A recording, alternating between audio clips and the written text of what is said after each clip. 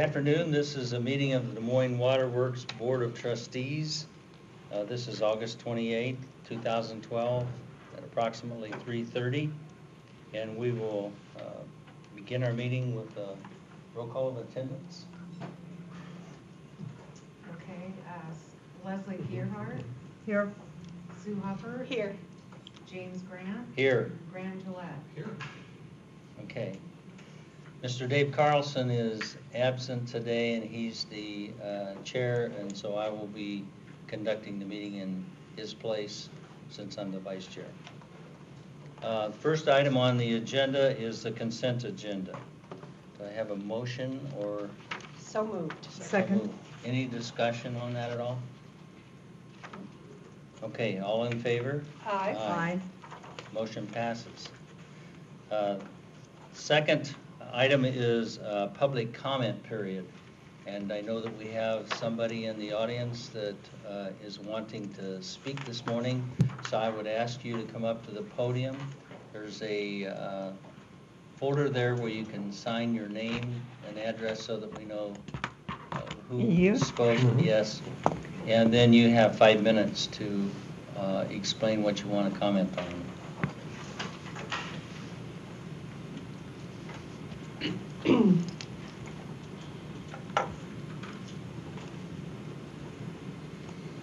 Okay, the subject is stop box.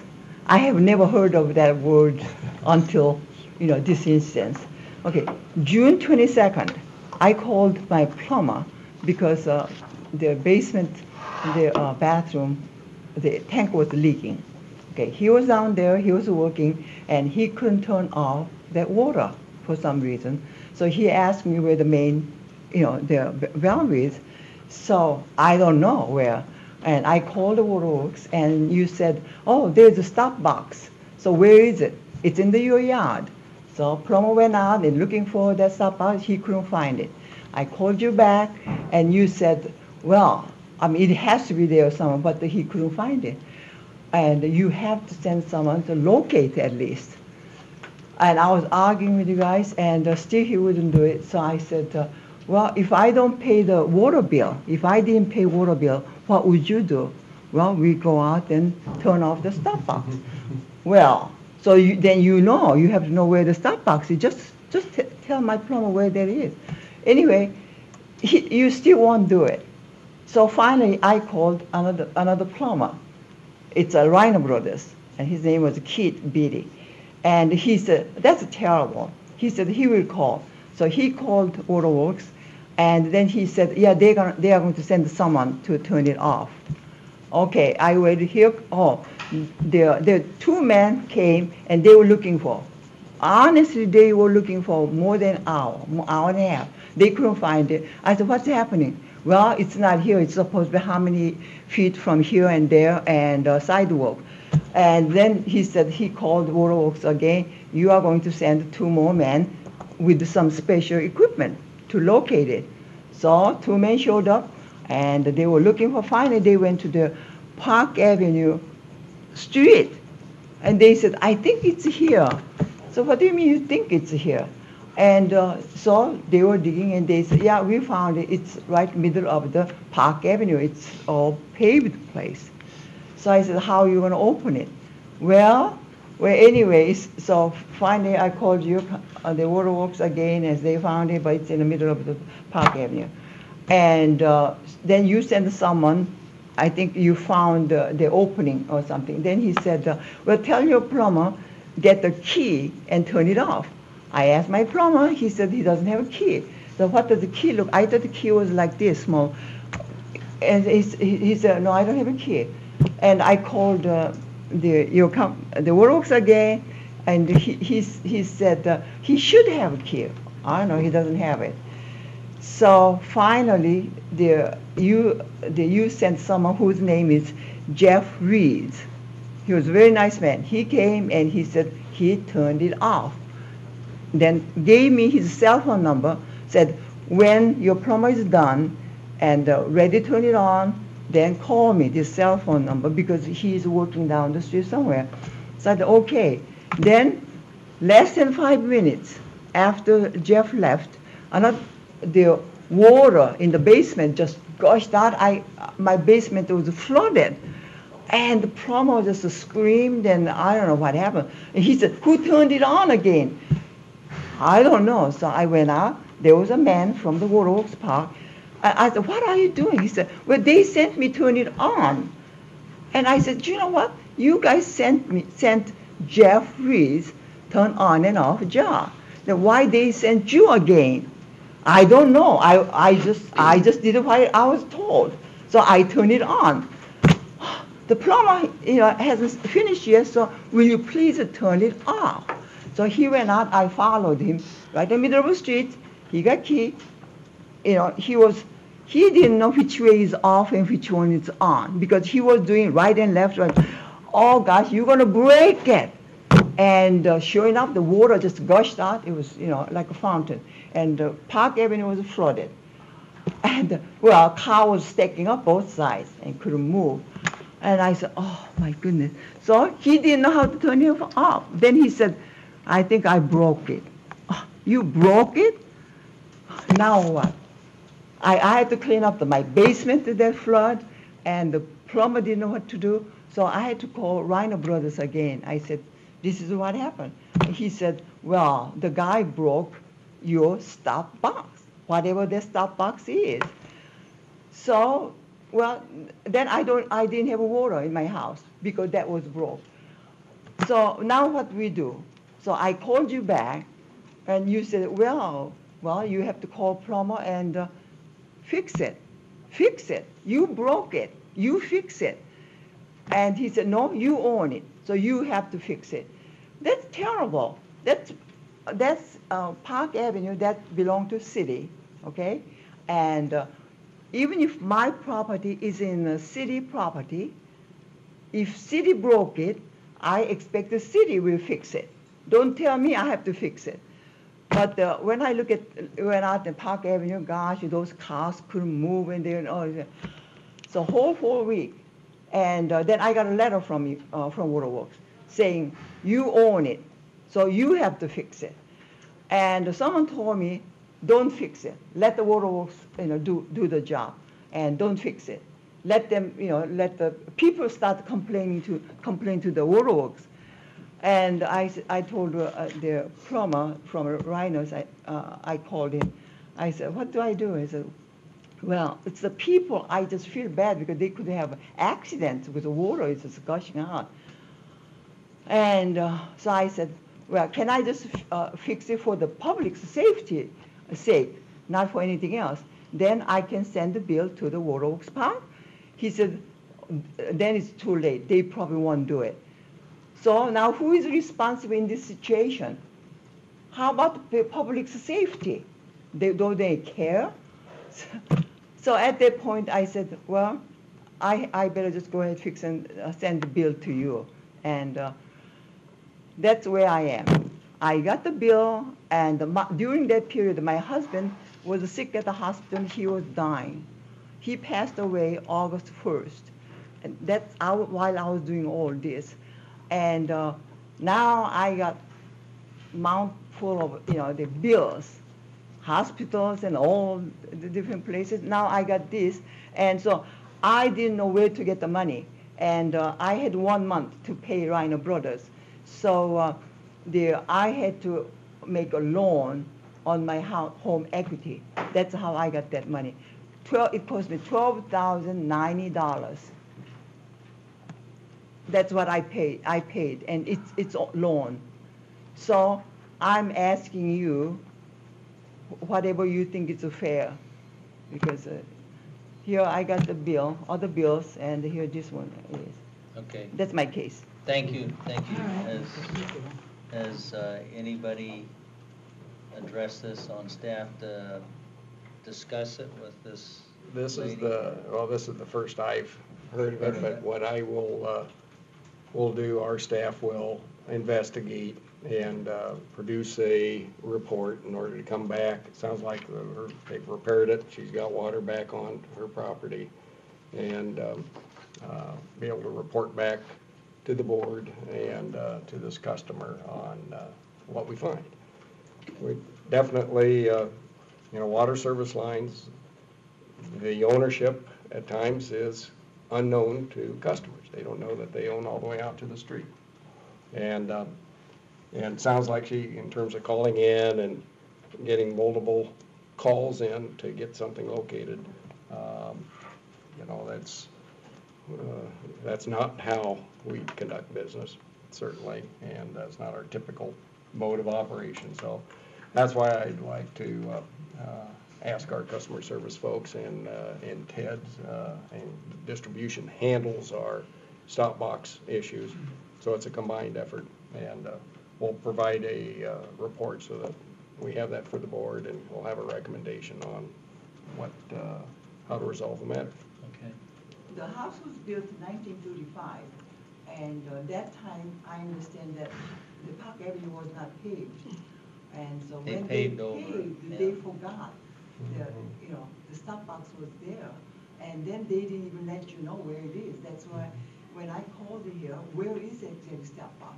When your man came to locate it, they were looking for stop box on the sidewalk. Usually that's where it should be. And so Okay.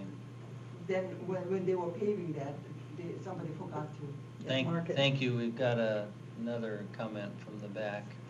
Could you come up here and identify yourself? And while he's coming up, do you have copies of all of your correspondence, your bill Yes. and everything else, so that you can share it with our staff before you leave? Okay. Is That'd be this on great. the same topic?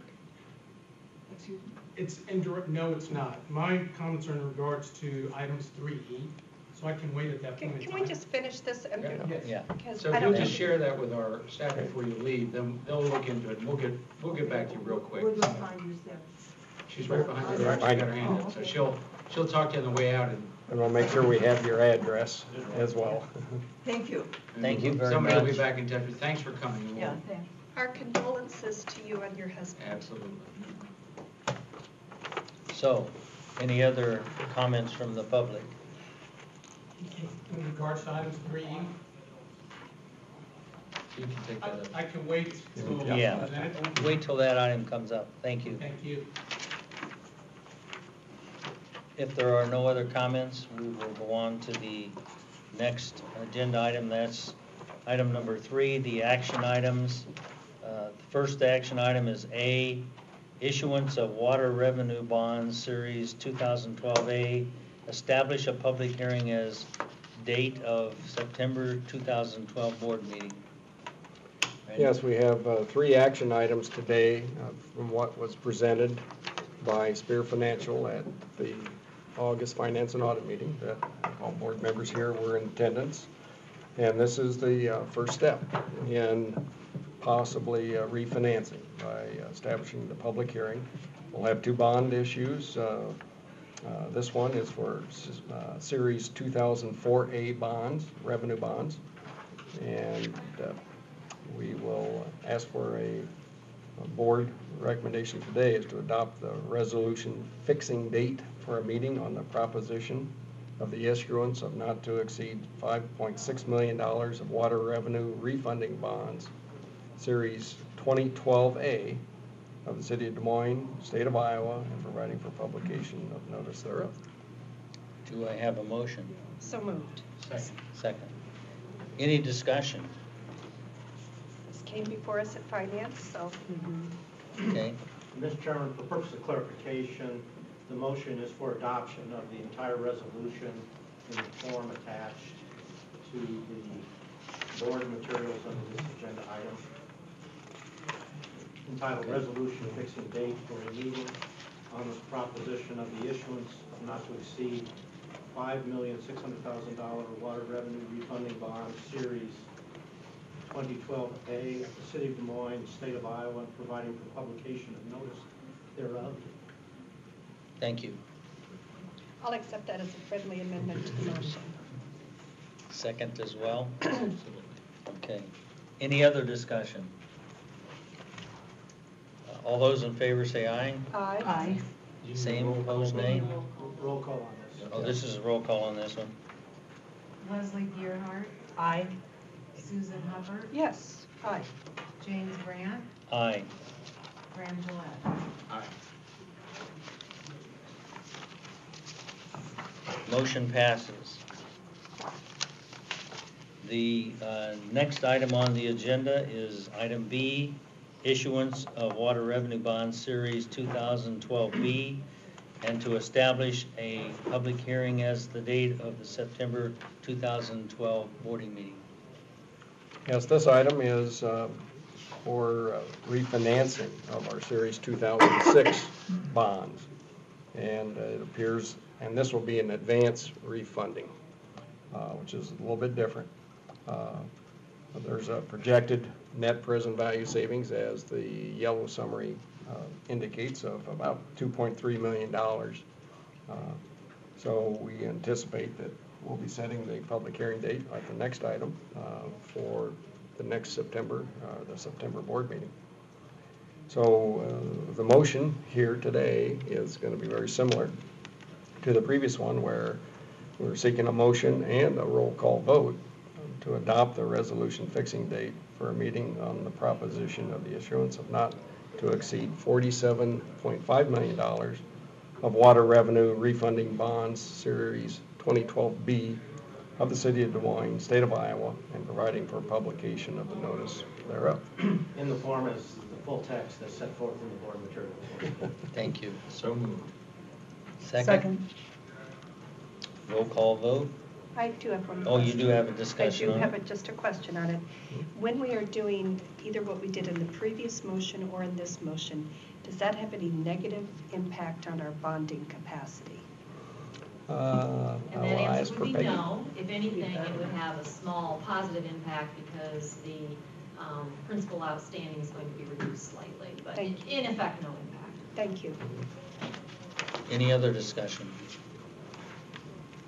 Okay, roll call vote? Leslie Gerhart, Aye. Susan Hubbard, Aye. James Grant, Aye. Graham Gillette. Aye. Okay, motion passes. Item C is a $5,600,000 water revenue refunding bonds, Series 2012A, and $47,500,000 water revenue refunding bond, Series 2012B. Yes, this item is the formality for directing the advertisement for sale of this two bond issues. So again, a motion and a roll call vote to adopt the resolution directing the advertisement for sale of not to exceed $5.6 million of the water revenue refunding bond, Series 2012A, and not to exceed $47.5 million for water revenue refunding bonds, Series 2012B, and approving the electronic bidding procedures. And Again, in the form as set forth in full text in the board materials. Thank you. So moved. Motion? Second. Second. Any discussion? Hearing no discussion, I ask for a roll call vote. Leslie Gerhart, Aye. Susan Hubbard, Aye. James Grant, Aye. Graham Gillette. Aye. Motion passes.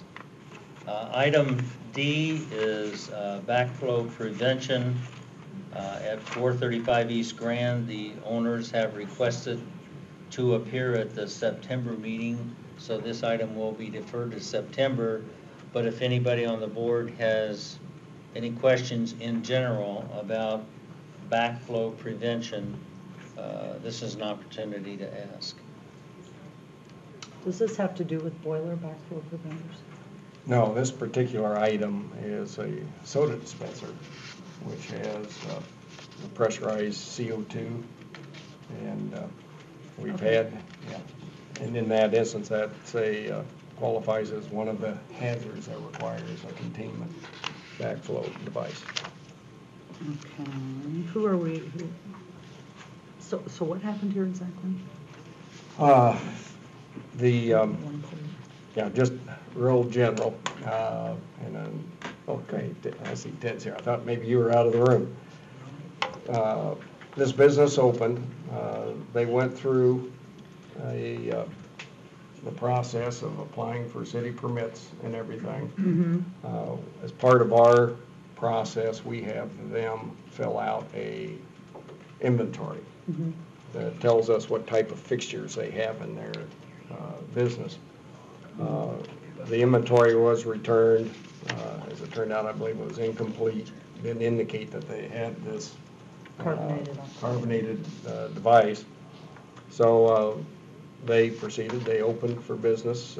We discovered it later, and this was going back to last fall. And we've been working with them to get this device installed, and they have felt that the isolation device that they have on the device itself, which doesn't comply with our containment requirements, should be sufficient. Okay. And so that's what Okay.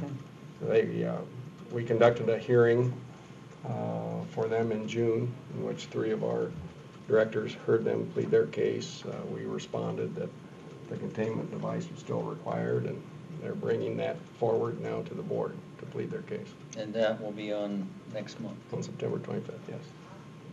Any other questions? Did I cover that sufficiently, Ted? I think so, unless there Okay. are other questions. Next item is item E, Service Line Maintenance Program Agreement. Yes, this is, I think, a significant step in service to our customers. We've talked at staff and with maybe some predecessors on our board about a service line maintenance program several years ago, and we decided that it now seemed to be an opportune time. We've been in touch with other water utilities that have utilized and implemented a service line maintenance program. We've talked with service providers on and off over that time period. And so we proceeded this year to issue a proposal, and the results are presented here today with 3 proposals received. We had Home Serve USA, American Water Resources, and Utility Service Partners. And as you can see, there's all 3 of them have some difference in cost. We had a customer advisory group meet in which we reviewed these 3 proposals with that group, and those majority of that body felt that the lower cost proposer is the one that the Waterworks should proceed with. We proceeded to check references and discuss with all 3 of these proposers, and our recommendation that we're bringing forward today is to implement the program with Home Serve USA, the low proposer. As the fiscal impact shows, the Waterworks stands to receive $100,000 up front, in which they will present this program to our customers using our customer database, and the billing would be through Des Moines Waterworks. Ideally, that's what they would like to present. We have to get together with them if the board is in agreement today to proceed with negotiating an agreement with HomeServe. We would do so between now and hopefully the September board meeting, and have an agreement in place that really spells out all of the particulars of the program. Our proposal included, it was a comprehensive program that includes the main all the way from the connection at the main into the house. That's the part that the program will cover. We're aware that some initial indications or a voluntary program before we put our proposal out was only going to protect from this after the stop box in the house.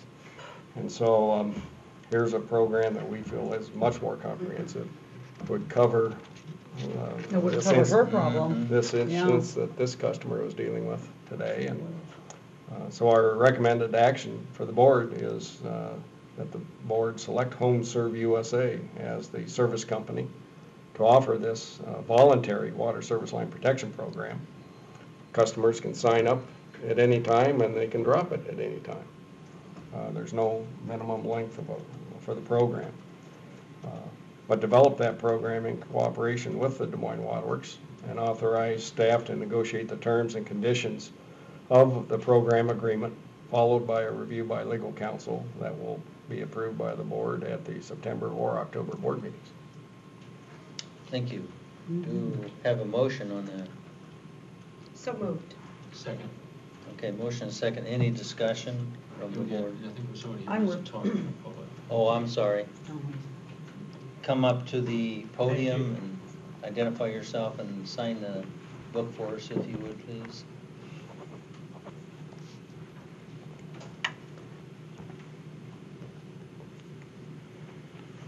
Thank you very much. My name is Oscar Harris, and I'm with Utility Service Partners Incorporated.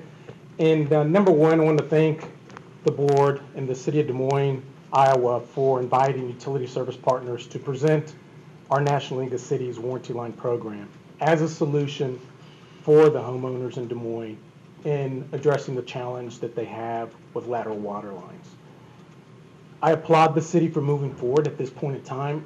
I can understand just from listening to you, it's taken a number of years to get here, and it looks like you've done the due diligence. So my hat's off to you. As a quick review, I wanted to focus on 4 quick points with the National League of Cities line, warranty line program strengths. Number 1 is our Better Business Bureau rating the BBB as an accredited business with an A+ rating with 0 complaint history. And per the BBB, if a business has been accredited by the BBB, it means the BBB has determined that the business meets accreditation standards, which include a commitment to make good faith efforts to resolve any consumer complaints. BBB accredited businesses pay for fee for the accreditation, review, monitoring, and support of BBB services to the public.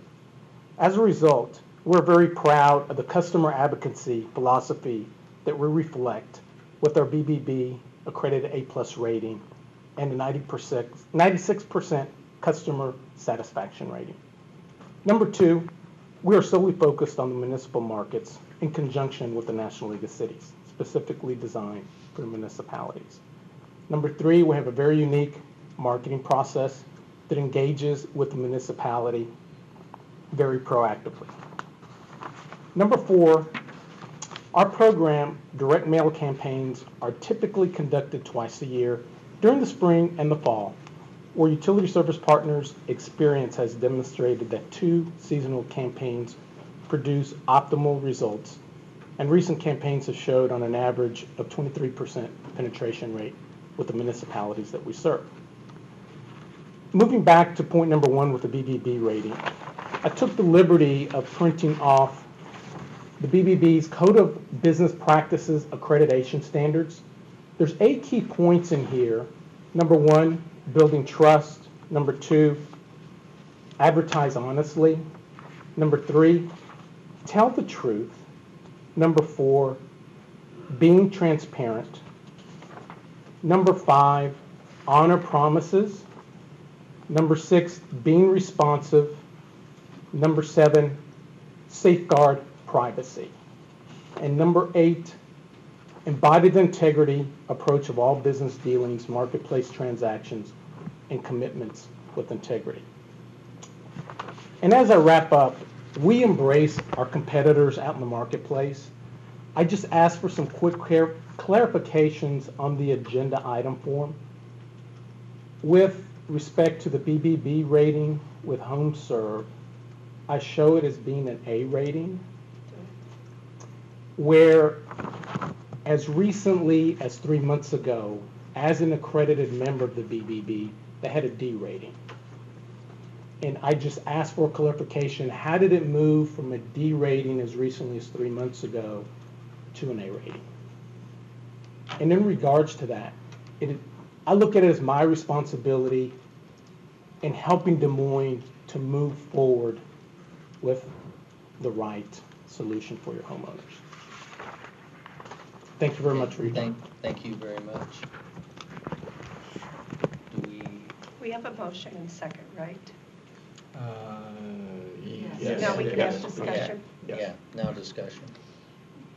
Is this dollar amount per month, per year? Dollar amount that, for HomeServe $3.99 is per month. For all of them? For all of our monthly charges, month. yes. And these are all 3 national firms. To give you a sense, HomeServe, two of the larger utilities they serve, which we checked with, we're very familiar with Louisville Water Company. And they've been in Louisville for a number of years, and fairly new down with Water One in the Kansas City area.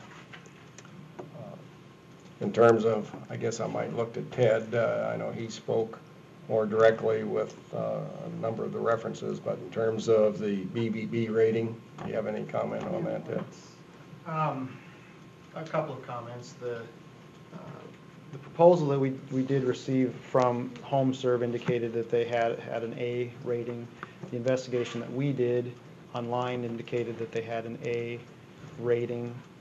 Some of the issues that they have had with the Better Business Bureau, as we understand it, were in situations where they were not partnering with the utility, where they were doing kind of cold call, direct mail. Those are the things that I know about the Better Business Bureau rating. We do have a representative from HomeServe here today. If we want to ask him specifically those questions, he may be able to give us a better answer than I can, if that's appropriate. Yeah. Okay. I'd We would- like to hear from him.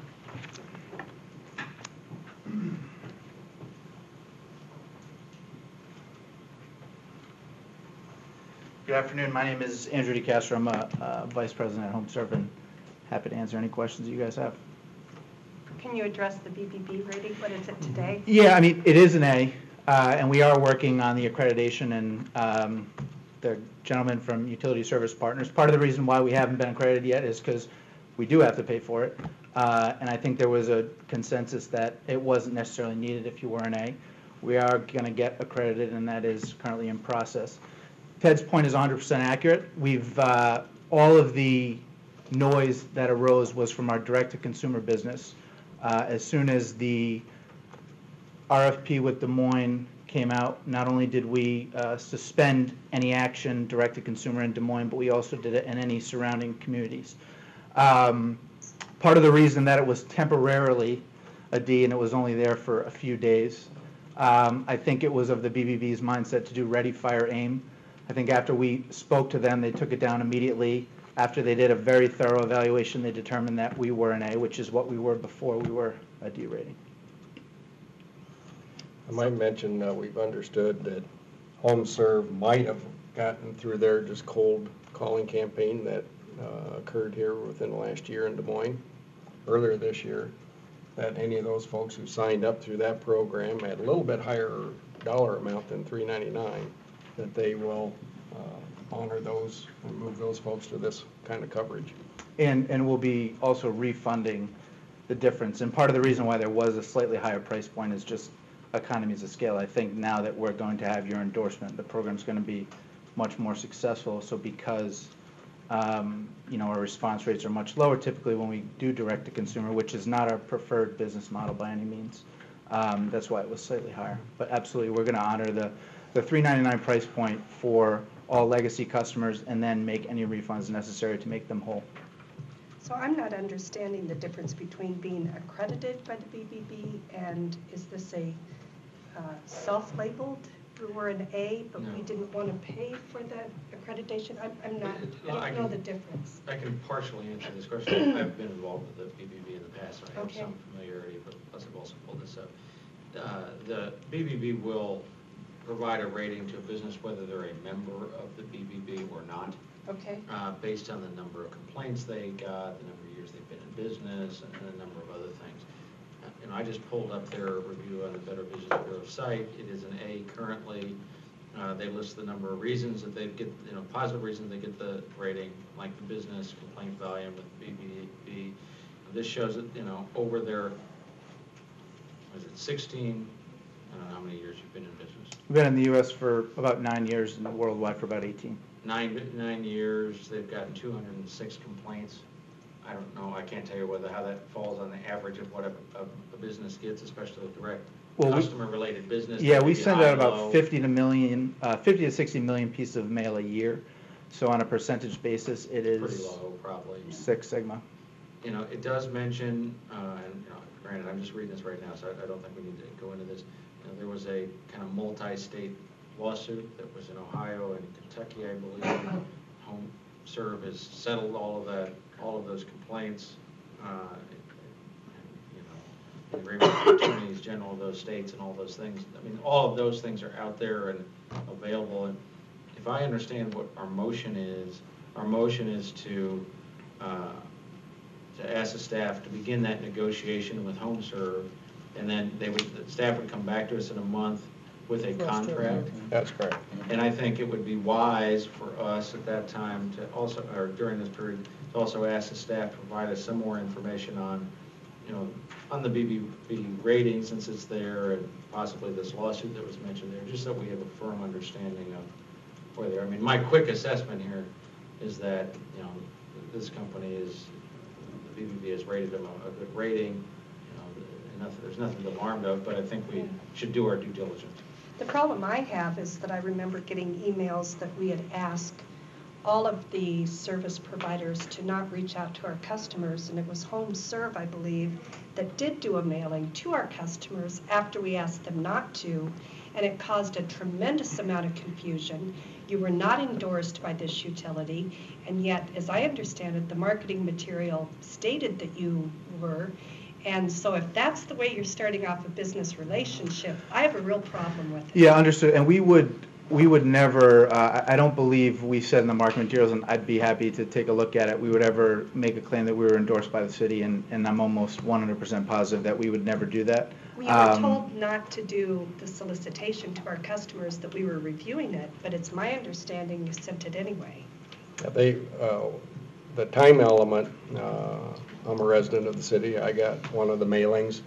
So we got mailings before any formal connection between us and Home Serve occurred.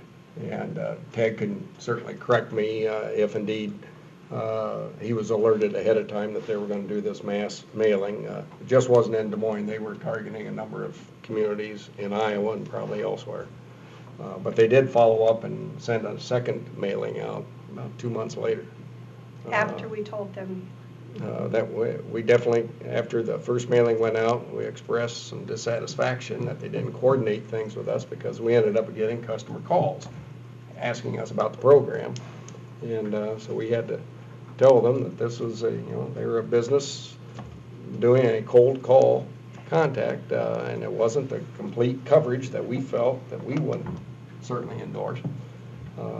So after that, they had a second mailing that did go out later, April, May, something like that.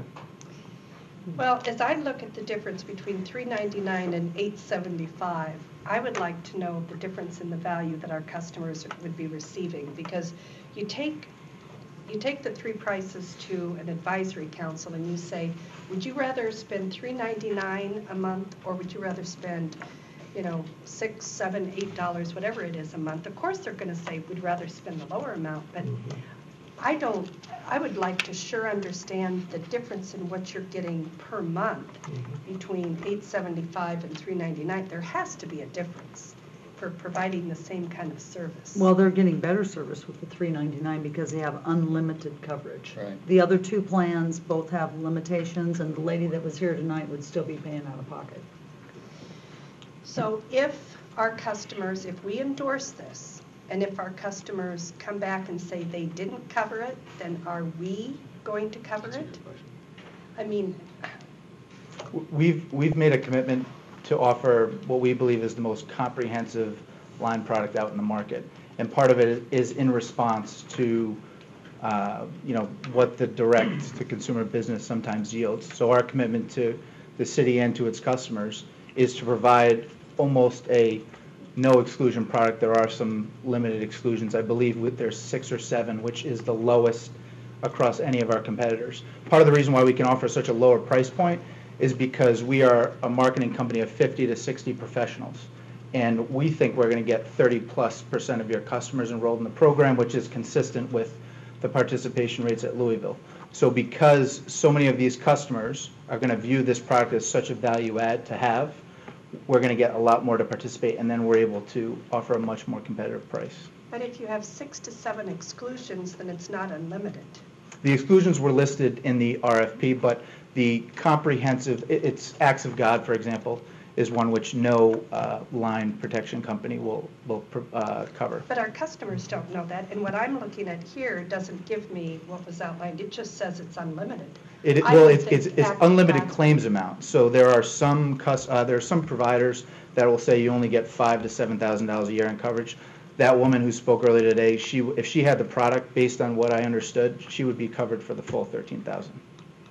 And part of the other reason is we wanted to make it very, very acceptable to Des Moines and the customers. We didn't want to have any exclusions. We didn't want to limit the amount of times that a contractor could come on site.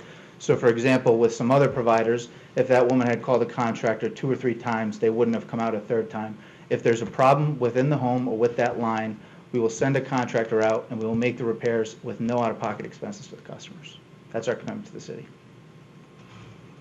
And just so you know, we're not the city, we're Des Moines Waterworks, so you've Excuse referred me. to us a couple times Des Moines as the city, Waterworks, and we're excuse not me. the city. I would, as I say, I would feel comfortable with going forward with this negotiation, and I would expect that in September or whenever this came back to the board, we'd have the ability to look at some of these questions that Sue's asking, what the limitations are on the customers, and to get a good feeling for that.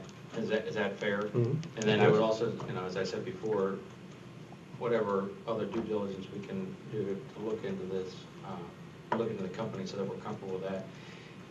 But I have one question. When we adopt this, I know it's voluntary, but do we assume that people want it and they have to opt out? Or do we assume they don't want it and they have to opt in? They have to opt in. They have to opt in. And this would not be billed then through Des Moines Waterworks at all? They would have to submit a separate check to the company, or is this included in their bill? No, we The would. proposal is that we would bill it. That's why we would get the higher We'd bill $100,000 it. over. How would that information come through? You're going to be soliciting them separately, but then I see there's a 30-day wait period. Is that from when you receive it? That's from the date of enrollment. So what happens is if it's going to be on bill, and we have the flexibility to do either, we send an encrypted file, mail file. We send out the piece of mail. On that piece of mail is basically a reference code. We then take all the enrollments. We then submit to Des Moines Waterworks the file with the customers in that enrollment. You then upload it into the system, and it tells your bill to bill John Smith at X residence. So out of the 26 utility partners that we have, about 10 of them, or 10 or 11 are on the bill. So we have a dedicated integration team. We've done this before, and we certainly know how to upload those systems and to make it seamless for you. Ted, what would be our follow-up? He presents us, it says Graham Gillette has signed up for this service. What is our check to make sure that I've actually signed up for that service? How would we check to see if you really Yeah, did? other than just putting the $3.99 on my bill, do I receive any other notice, or? We haven't planned on doing a call or a double check or anything like that. It's something we could do. But the customer would also have the option of calling us to sign up. In those cases, we would automatically know. Right. So, there are options in terms of how they sign up, but if they return the direct mail to them and they tell us that they got the direct mail back from the customer, we would have to develop some sort of check to make sure that When you're going through this next month, if you could just think about that, whatever, I think we should, don't you, others, I think that it would be wise for us to do a bill insert, to note on the bill or something, so that there's an obvious notice to the customer that this happened, just so that nobody gets signed up by accident. We send out welcome packs as well. So Right. after our customer enrolls, we process it, then we send you guys the enrollment file. We'll then send out a welcome kit with a And magnet. I'm sure you do. Yeah. I just want to make sure we're doing a Yep. double check so that, somebody can, when somebody comes back and says, I haven't signed up for this, at least we have a way to say, we notified you on this date that you did. A couple of other points just for clarification. In the request for proposals, we specifically asked each of the service providers to tell us about any Better Business Bureau issues they had, or attorneys general issues they've had. So they had to identify all of that in the proposal. We were aware of it. We saw it. None of this is news. We did vet that out and make some contacts and make sure we understood what had happened, and that's how I was aware that that was mostly from the direct mail. A reason why we don't want it to go the direct mail route in Des Moines because of those kind of problems. The other thing is, when we got the proposals, you know, one of our first questions was, okay, why $3.99 compared to these other numbers? We've had conversations about, you know, we don't want you to double the price next year. We don't want this to be a bait and switch sort of thing with our customers. We don't want them to pay $4 a month the first year and then it go up to 8 or 9 or something, and they feel like they were cheated out of a year's worth of payments. And they've assured us that that's not what the plan is, that they're hopeful that this is the right price point, and if it needs to adjust, it will be small adjustments. So as you have that negotiation with them, you'll explore that a little further about what year 2 will look like, a range or something? We certainly can. You know, I think we need to understand what their philosophy will be for setting the rates in year 2 or year 3. You know, they have not in the proposal guaranteed a year 2 rate. I guess we could ask them to do that, and they could propose what that would be. Well, one of the proposals did include a year 2. It did.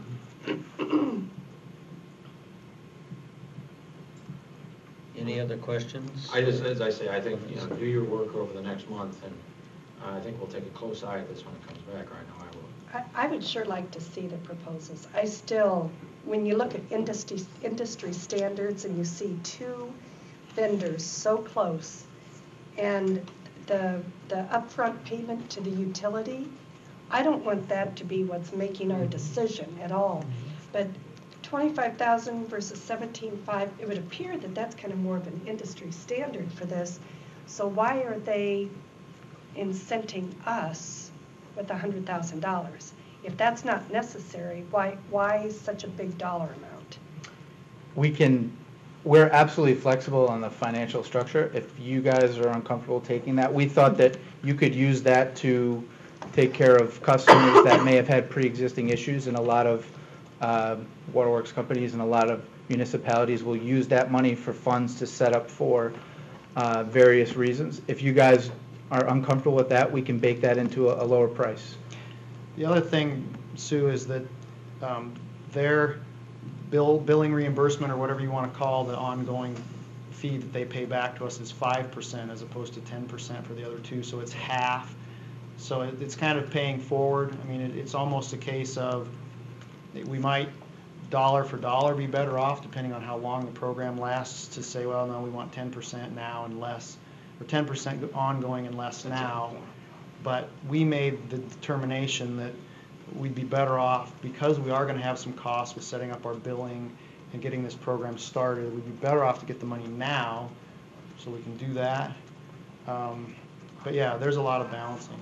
And I'd be happy to bring the proposals to you. I have some doubt on this, and I'll tell you, the big doubt that I have is the action that you took as a company. After we had directed you to not do this, I don't think that's where you start a business relationship. So you're coming in with a little bit of a black eye based on the action that you took after we told you not to. That's not trust. Any other comments? I will make one comment, and that is this came before the planning committee, and we endorsed moving this forward with the staff to negotiate this before it came to the board. So we were aware of many of the items that you were discussing today, and we moved it forward. Okay? Any other discussions? Okay, call for a vote. All those in favor say aye. Aye. Aye. Those not in favor say nay. Nay. Motion passes. The next item is item F, 2012 Water System Improvements, Contract Number 3. It is a public hearing, and so I will open the public hearing to the audience at this point. We've had no oral or written comments submitted ahead of the meeting. Okay, thank you. Hearing none, I will close the public hearing and state that the board finds that the project reflects appropriate coordination and as has been stated by Randy. And so I would seek a motion to approve the project's form of contract, plans and specifications, And estimated Estimated cost. and estimated cost. I'll move. Any Second. second? Second? Any discussion? Seeing none, all those in favor say aye. Aye. All those opposed, nay. Okay, analysis of the bids from the general manager. Okay, thank you. As our yellow summary sheet presents, we had 4 bidders submit bids, very competitive bids, with the low being submitted by J&K Contracting, LLC, who has completed work for us in the past. With the base bid and the alternate, those two combined are just a little over $680,000, and we do have the funds, remaining funds in the budget to complete and add the alternative items. So what we're bringing forward to the board today is to award the 2012 Water System Improvements Contract 3 for base bid and the alternate bid to J&K Contracting LLC in the amount of $684,463.60, and authorize the chairperson and the CEO, general manager to execute the contract. Do I have a motion to that effect? So moved. Second? Second. Okay, motion second. Any further discussion? Hearing none, I ask for a vote. All those in favor say aye. Aye. Aye. Opposed, nay. Motion passes. Next item on the agenda is item G, acceptance of the 2011 Moffett Reservoir erosion control. Yes, we're bringing forward the acceptance of the contract with J.B. Holland Construction, and they did some rip-wrapping protection because of erosion issues we've had predominantly along the east bank of Moffett Reservoir. They did an outstanding job. We've had 2 fairly minor change orders were issued in conjunction with the contract, and with the quantities differential, the final contract amount is less than what was presented as the estimated amount.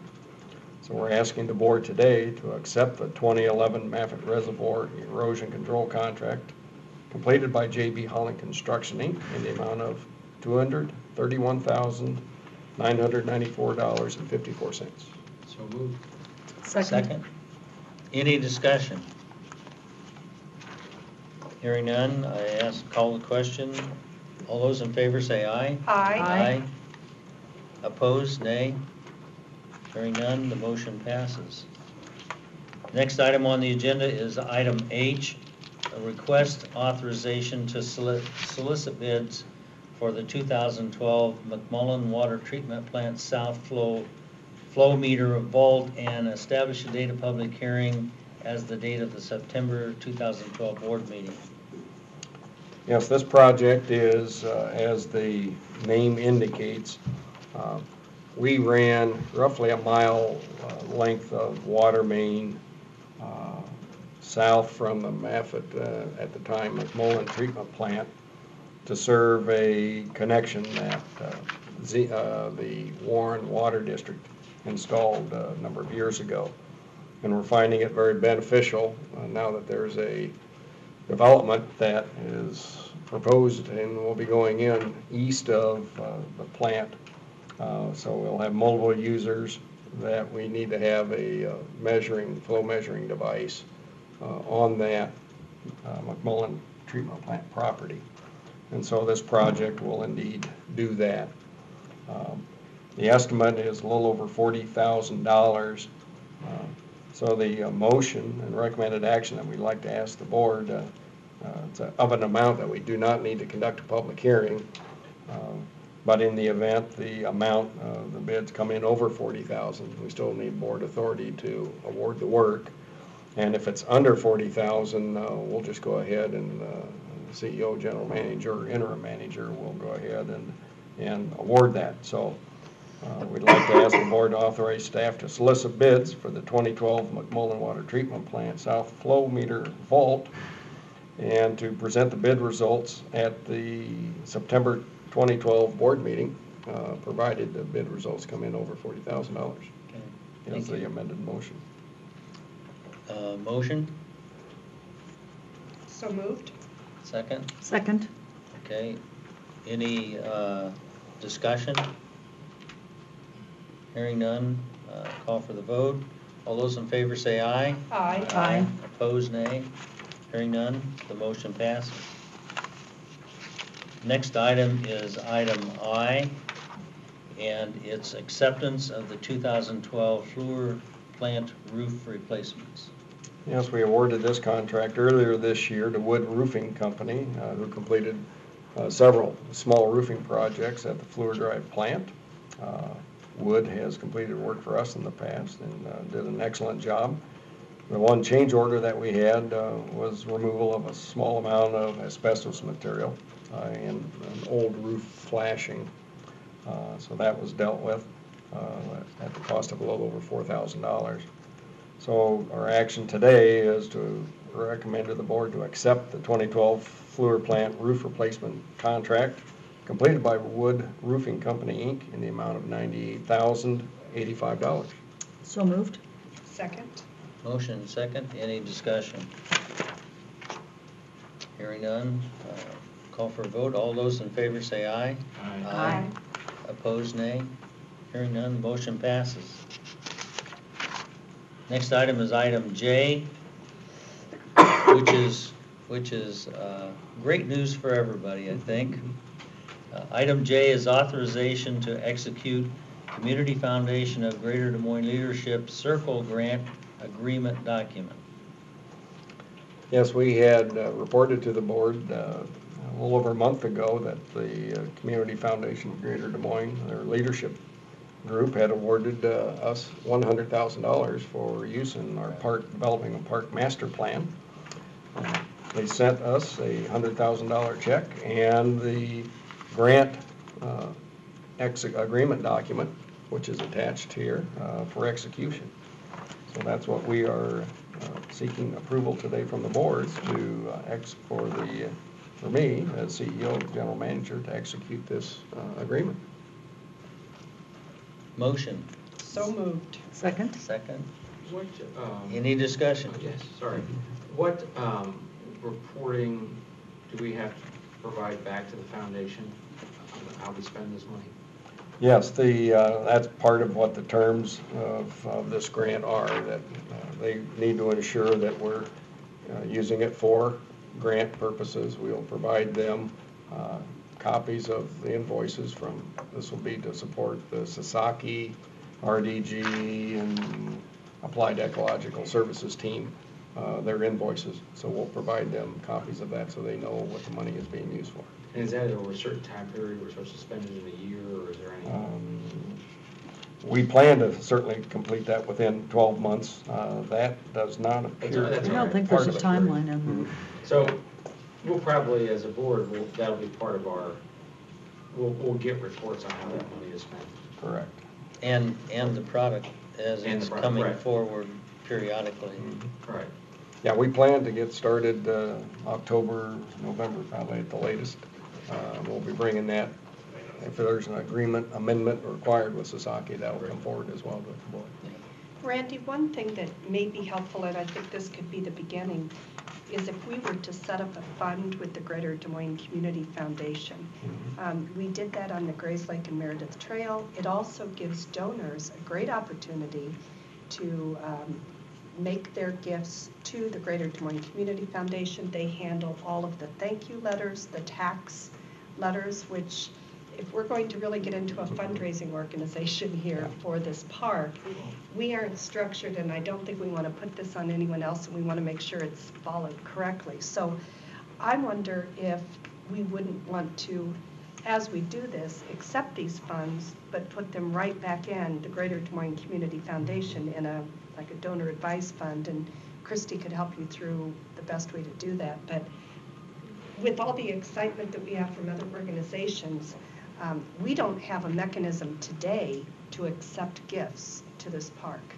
Well, yes, I understand what you're saying, but I have a concern about, as we move forward on this, that I don't want Des Moines Water Works to be a fundraiser. And frankly, I'm not entirely sure and not comfortable with what our role is going to be should this project go forward. I mean, I could make an argument that the wisest course of action would be if a foundation came forward or formed and they were the managers of this entity, they did the fundraising and they did all those things. The legal part of that is, does the foundation then lease this land from us to do those things? And I don't know that. I mean, I do think we have a decent model in the Botanical Garden and that foundation, where that foundation is independent, moved forward and did those things.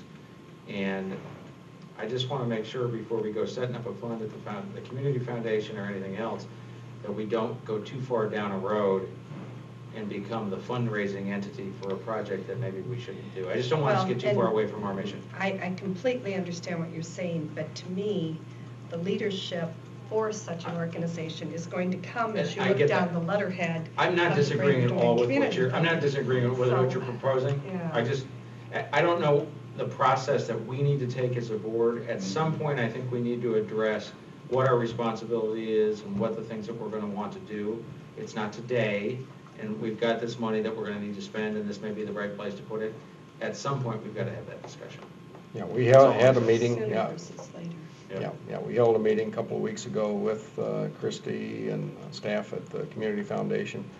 And very likely when we get into whatever kind of significant fundraising for implementing the master plan, that certainly appeared to be an appropriate repository of funds. For this $250,000, it didn't appear that was maybe the step we needed to take right away. And she was in full agreement that we can go either way with it. I wonder if it would make sense for us as a board to have that conversation with Christy Nelson and the folks at the Greater Des Moines Community Foundation as we work through how we're going to move forward. I mean, I don't know how to do that. Maybe those are the things maybe that's part of the discussion you guys have already been having with them. But Can I? Yes, sure.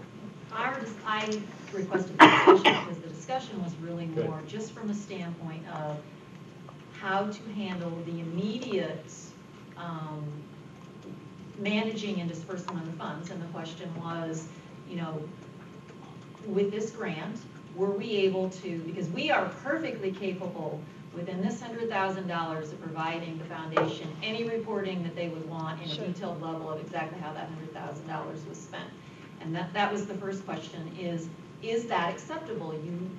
You write us the check and we will provide that reporting. And the answer to that was yes. And so the further discussion was more from a logistical standpoint, but I don't believe that we addressed the philosophical standpoint that you're talking about. So from a logistical standpoint, as we go forward, yes, it would probably make sense if Des Moines Water Works were to end up accepting a number of funds, donations, that we would have an account at the Community Foundation, because a lot of people like the ease of perhaps even just transferring from a fund they may have there to a fund that we would have there. So, but that discussion was more from a logistical standpoint, and we did not have the philosophical discussion that you're talking about of, does Waterworks want to be the fundraising entity, or do we want someone else to do it? You know, that's more at board level, but we did just talk about the mechanics of it. And I muddied the issue slightly there. I understand that this is important, but I just want to have that discussion. Well, And that may be something for the planning committee to take up again. And I'm sure that discussion will take place. It will. As we get into. Yeah. Yeah, once the steering committee is formally established and the leadership of the composition of that steering committee, I think some of those that fundraising and just what the role of Des Moines Waterworks will be in this board and staff and working with them and the leadership consultant as well. So I'll come back. Good, thank you. Any other discussions? Call for a motion. All those in favor say aye. Aye. Aye. Opposed, say nay. Hearing none, the motion passes. Item number K is CEO and General Manager appointment and contract. And I thought maybe, I can talk about that. Graham would talk about that. It was kind of our hope last week when we had our meeting that we would have that one vote and we'd be done with talking about the CEO selection process. We kind of are, but we wanted, after talking to council, we wanted to make sure that we were doing everything appropriately, dotted all the i's and crossed all the t's. And so I'm going to make a motion to ratify and confirm the prior action, which was last week, to appoint William Stowe as the position of CEO and General Manager, to execute the contract in the form as provided, you have that in your packet, and to authorize the chair or vice chair to execute the contract on behalf of Des Moines Waterworks. Second. Is there a second? to that? Second? This contract contains the 11 points, the material points that we agreed on last week. We're not voting on it today to change anything. We're just doing it in a full session of the board to make sure we've met our duties. But the good news is, and I thank Rick for his quick, and Bill Stowe, frankly, for their quick action. They got this thing done last week in short order, and I appreciate it. Any discussion? I do have a question. I am assuming that we are asking our current CEO to appoint an interim between the time of him retiring and the new person stepping in. But we have not given him that direction. But I am assuming that is, but as the chair, vice chair? I believe the chair previously has asked for a person to step into that role. I don't believe that Randy has appointed that person. Unless I misunderstand, I would think the board would be the one that would name that person, but it would be Has that equally been fine. done, do you That think? has been done to my knowledge. We don't It's take not, action. It's never it's been it's not, done. it's not an action that this board has taken. Okay, I think we should. But do we need to, Randy? I mean, you need board action to name an interim, or? is Well, there a you succession got plan a, in yeah, place? you got a 2-week time period. Yeah. Right. Certainly, which you understand. And, I know Dave Carlson talked to Gary Benjamin, who right now, as assistant manager, asked Gary if he'd be willing to fill in the interim mode, if indeed that's what the board felt they wanted to do. And I think Gary answered in the affirmative. So But, I mean, would that be the standard? I mean, if I was on if you- vacation, Yeah, for or instance, for instance, if you had become incapacitated during your term or something, he would have those duties automatically. he would Right. have the authority to Right. sign and conduct all other business without a formal action. So it doesn't sound like we need to take an action to me. Well, it doesn't sound like we need to, but if we want to, we certainly can. I just think it's important for all of us to know, because I didn't know Dave had approached Gary, and that's great that, as long as we all know, and if anyone says, who is in charge on September 15th of the utility, we're all saying the same thing. Absolutely. Well, if you want to take an action, we certainly can, so that the public and everybody knows exactly what we're talking about. Rick, what is your recommendation on that? I mean, it sounds to me like we have a succession Yeah, plan in place. my view is the deputy takes over in the absence of Randy upon his retirement. And the board can certainly confirm that by expressing the sense of the board today. It's not an agenda item at this point, but the agenda's tentative anyway. Can I ask a clarifying question? Yeah. Would you feel that the assistant general manager taking over those positions, that would also allow that to be the secretary of the board in that interim? Yes. In case we need something signed by the Yes. secretary of the board, namely bond documents. Bonds, yeah. But I just want to clarify. Yeah. Because the general manager is by board policy, I believe, the Yes. secretary of the board. And so in my non-legal opinion, it would make sense, but I just wanted you to weigh in on that. I hadn't thought about the problem of secretary, so thanks for raising that. I'll suggest that we vote on Yeah. this motion Yeah. and then consider another motion to take action on what Great. Sue suggested. Okay. Any other discussion on the item that's in front of us? Hearing none, I will call for a vote. All those in favor say aye. Aye. Aye. Opposed, nay. Hearing none, the motion passes. Now I would be open to a second motion that would appoint Gary Benjamin as the interim director of the Des Moines Water Works in the absence of the retirement and the new employment of Bill Stowe. And service secretary. And service secretary to the board. I will second that. Okay. Any discussion? I didn't know I could make a motion. All those in favor, say aye. Aye. Opposed, nay. Hearing none, the motion passes. Thank you, Gary. Thanks, Gary, for doing it. Thanks for volunteering. The next item on the agenda is section 4, informational items. Item A is committee reports. I will report for the planning committee. Basically, the planning committee discussed those items that, most of the items that were on the agenda were discussed, and so they've actually been acted on by the board. We did talk about Southwest 22nd interim agreement with West Des Moines to produce a line that would serve that area, and we're waiting for a draft agreement. We talked about it last month, and so we're still waiting for a draft agreement from West Des Moines.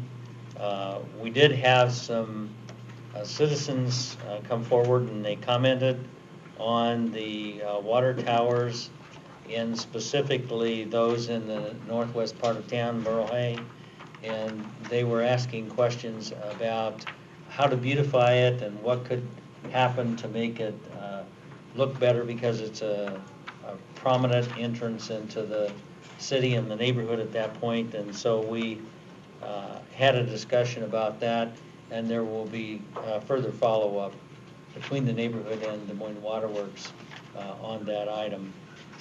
Second item is Finance and Audit Committee. And we had a very short meeting, and I want to apologize to all the members of the staff that came to the finance meeting, because this board had a tremendous amount of input in the CEO selection. We thought we'd meet an hour and a half before the finance and audit meeting and hammer that baby out. And so we suspended the finance meeting, and many of those items will come forward again. But we did talk about the bond refinancing, and Larry Berger was here, and we've taken action on that. And the other thing is we did review the park fees, and part of that came about because we had been told that there was an employee that elected to go across the street and go to Gray's Lake because it was so much less expensive than here. And so anyway, we have addressed that, and our suggestion to staff is to keep an eye on what the costs are from other organizations, and should they ever want to bring it forward to us for a fee modification, to feel free.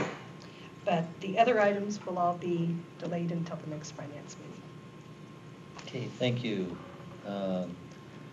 I don't have to ask about the CEO search committee. We have concluded our since work they are very quickly.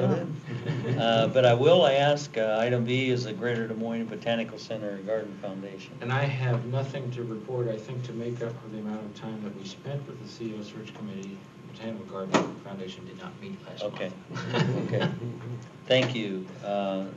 Next item is CEO and General Manager's comments.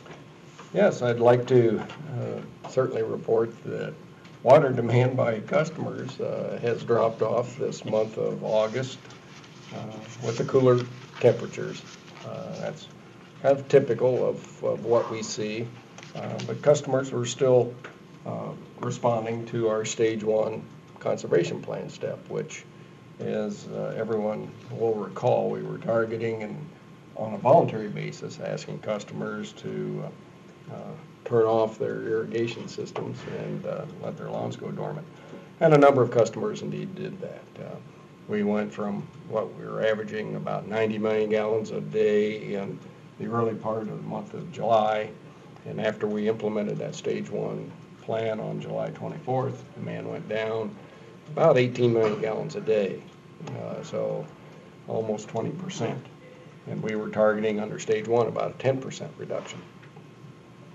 So where we stand today, typically as you get to the end of summer and into September, lawn irrigation tends to drop off anyway. And so I've talked with staff here about rescinding the stage 1 conservation plan. I'd like to touch base with the Department of Natural Resources folks.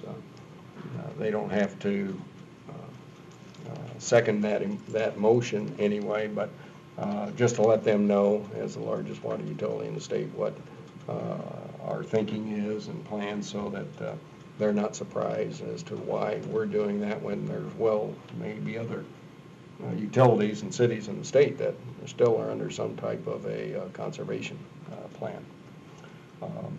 Water, by all means, river flows remain low. They're at a level that we can meet our customers' water demands, without significant irrigation. But as we get into next year, if indeed we don't have maybe some more typical fall and spring rains, we could be facing a much tighter summer next year, where we go into more of an elevated, higher levels of conservation.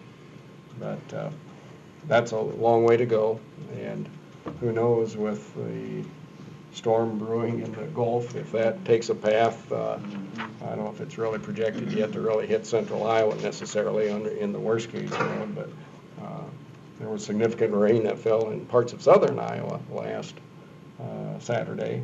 So it'll take several of those type of events to even come close to beginning to replenish ground supplies. But anyway, that's something I wanted the board to be aware of, that we very likely will be rescinding that stage 1 step. I did get word today that we've had a hypochlorite, which is equivalent of liquid bleach, spill release out at our LP Moon storage facility in Dallas County, a little over 300 gallons. It was due to a sanitary line break that appears the liquid got into a footing drain that drained into a stormwater detention basin. So we've had crews out there all day dealing with that situation, and we've taken the proper steps of notifying. We got notified DNR and EPA of those releases. No customers were impacted by it. And fortunately, it's liquid. It's not gas where you can impact a neighborhood with gas. But it's still a significant leak that we're addressing, and we'll stay on it until that is repaired. As we move forward, as I look back on 30 plus years here at the utility, we've invested a lot of money in infrastructure here and upgrading our facilities. When I came, we had 1 treatment plant here at Fluor Drive, and now there's 3. It's not very often that working at a utility you get to build a 2nd treatment plant, but we even built a 3rd treatment plant. But that was all due to the growth that was happening here in the Metro Des Moines area. Those investments in infrastructure certainly need to continue. We have lots of water mains that will need attention in the coming years, and our replacement cost depreciation component in water rates certainly helps us keep up as best we can, but there'll be an analysis made, I believe, by our finance and engineering folks as to whether or not, as we project ahead, whether those capital funds will be sufficient to meet needs. And that'll all be brought through committee as they complete those type of analysis. And the other real significant thing that's, the utility is facing is that of retirements and knowledge retention. And I know directors are certainly addressing that element as they look at staffing plans. We need to continue to fund that kind of training and succession planning in all areas of the utility.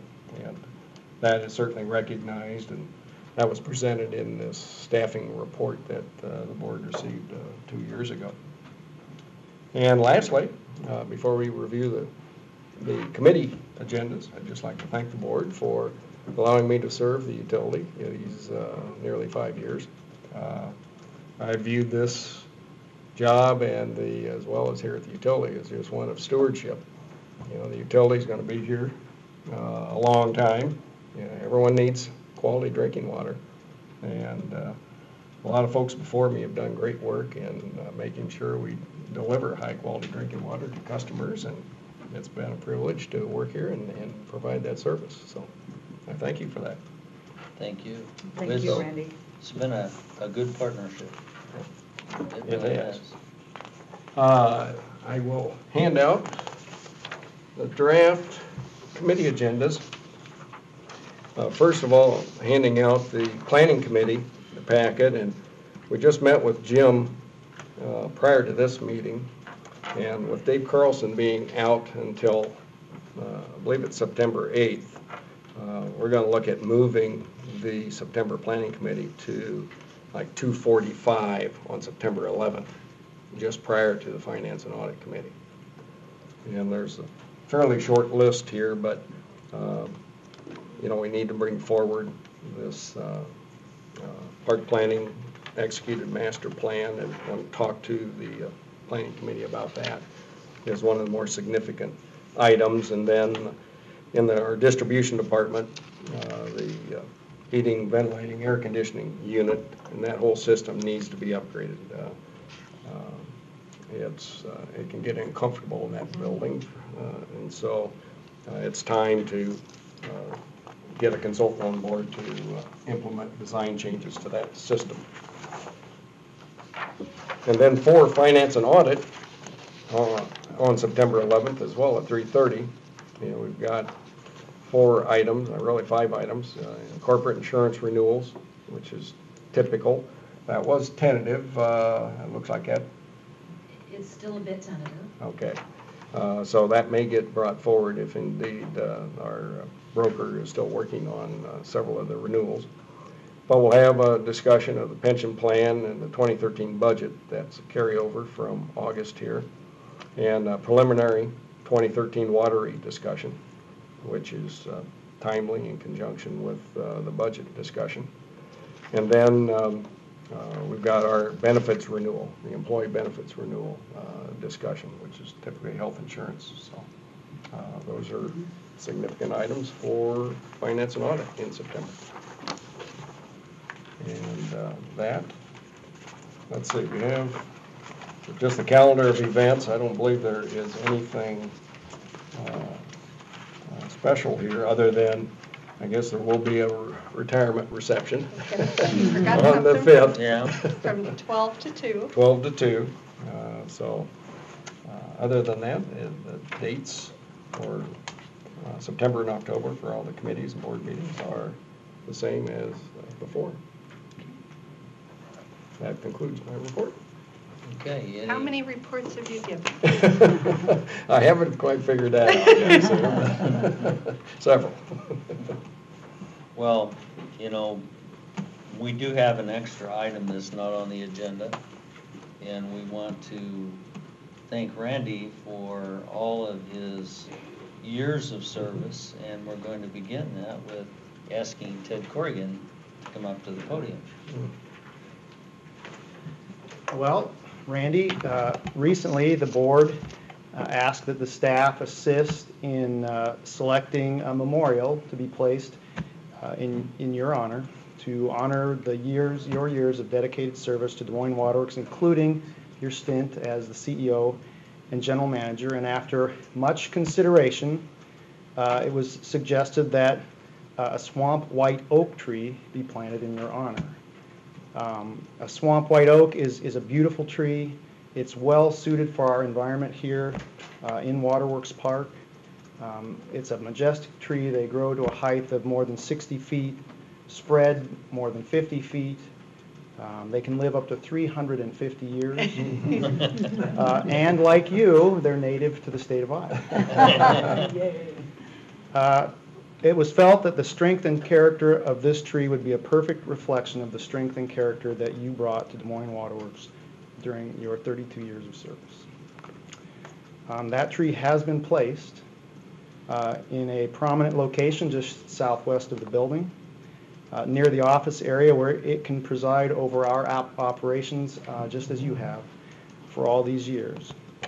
And that tree will be accompanied with a brass plaque that will read, "This oak tree has been planted in honor of Randall R. Beavers, 32 years of dedicated service to Des Moines Waterworks, 1980 to 2012, CEO and General Manager, 2008 to 2012.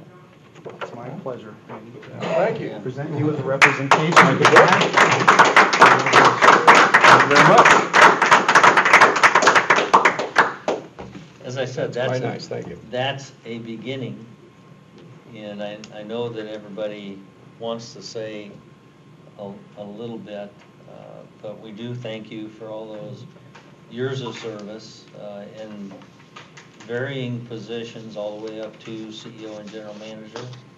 And as you indicated, you were taking kind of like a trustee and role in doing that all the years because of the need for great water. We have great water.